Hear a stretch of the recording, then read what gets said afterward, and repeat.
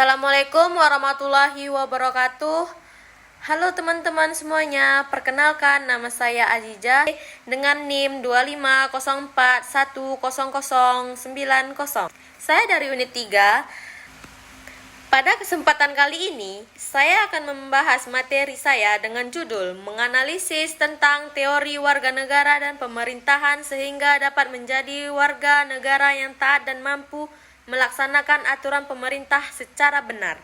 Topik ini sangat penting karena sebagai warga negara kita tidak hanya memiliki hak tetapi juga kewajiban untuk menaati hukum dan mendukung pemerintah dalam mewujudkan kesejahteraan bersama.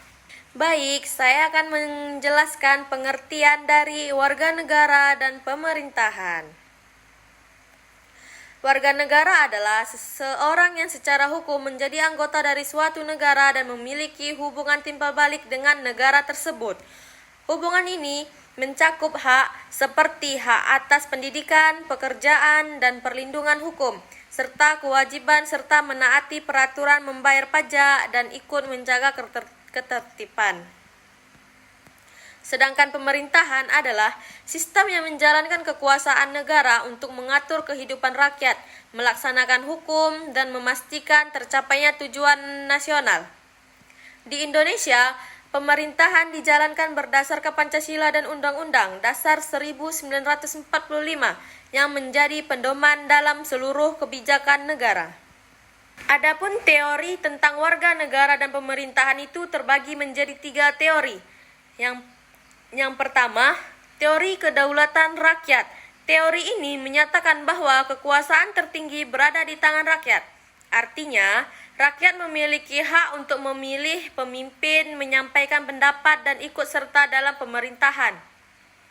Di Indonesia, teori ini tercermin dalam sistem demokrasi kita di mana rakyat memilih langsung presiden, gubernur, dan wakil rakyat. 2. Teori kontrak sosial. Teori ini menjelaskan bahwa pemerintah terbentuk karena adanya kesepakatan antara rakyat dan penguasa. Rakyat menyerahkan sebagian haknya agar negara bisa menjadi ketertiban dan melindungi masyarakat. Sebagai gantinya, pemerintah wajib bertindak adil dan tidak sewenang-wenang. 3. Teori kedaulatan hukum. Menurut teori ini, hukumlah yang menjadi kekuasaan tertinggi. Semua tindakan baik dari pemerintah maupun rakyat harus sesuai dengan hukum yang berlaku. Ini penting agar terciptanya keadilan dan tidak ada penyalahgunaan kekuasaan. Dari teori-teori ini kita bisa lihat bahwa warga negara dan pemerintah punya hubungan saling bergantung. Rakyat taat hukum dan pemerintah wajib melayani rakyat dengan adil. Nah, sekarang kita analisis bagaimana teori-teori ini bisa membuat kita menjadi warga negara yang taat dan patuh terhadap peraturan. Yang pertama, dengan memahami teori kedaulatan rakyat, kita sadar bahwa setiap kebijakan pemerintah berasal dari suara rakyat. Jika kita ikut berpartisipasi secara aktif, misalnya melalui pemilu,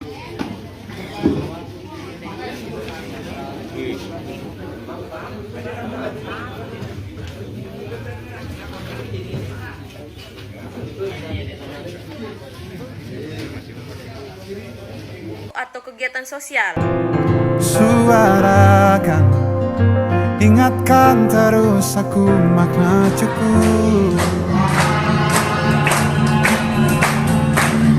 Luka-luka hilanglah luka, biar senyum jadi senjata. Kau terlalu berharga untuk luka. Katakan pada dirimu semua baik-baik saja. Kedua, teori kontrak sosial mengajarkan bahwa kita punya tanggung jawab moral untuk menaati hukum karena hukum dibuat demi kebaikan bersama. Ketiga, teori kedaulatan hukum menegaskan bahwa semua warga negara sama di hadapan hukum. Jadi tidak ada yang kebal hukum, baik rakyat maupun pejabat. Adapun contohnya seperti mentaati aturan lalu lintas,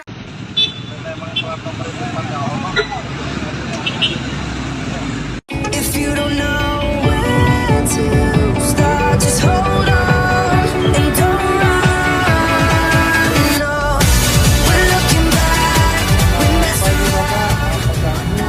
Kami dari Lantas Pemerintah menghimbau kepada seluruh pengemudi angkutan umum terlebih pengangkutan anak sekolah karena ada beberapa laporan orang bapak itu membuat anak sekolah di atas.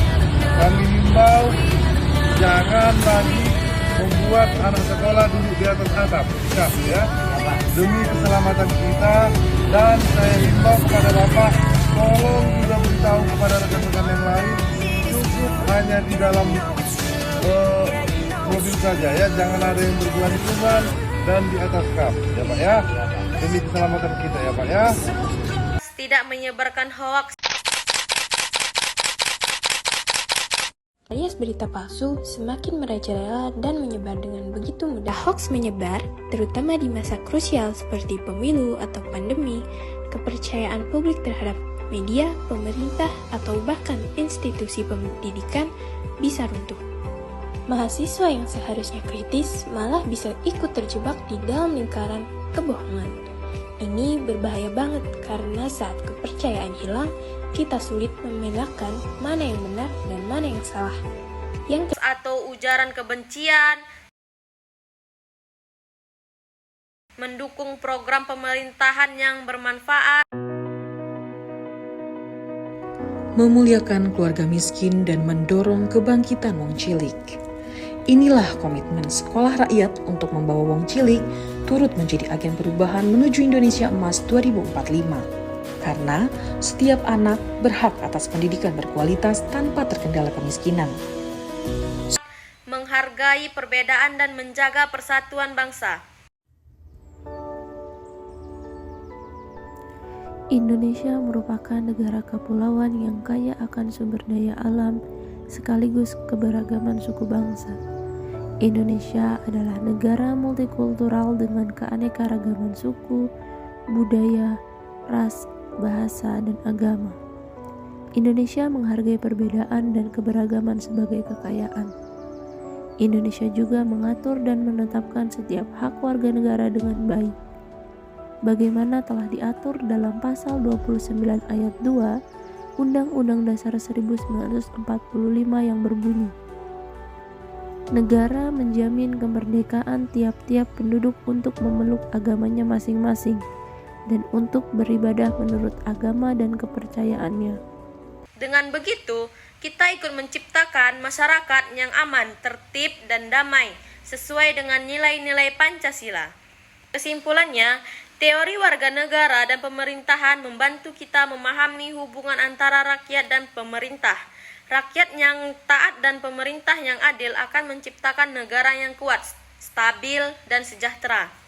Mari kita wujudkan sikap warga negara yang baik dengan selalu taat hukum, berpartisipasi positif, dan menjunjung tinggi nilai-nilai Pancasila dalam kehidupan sehari-hari.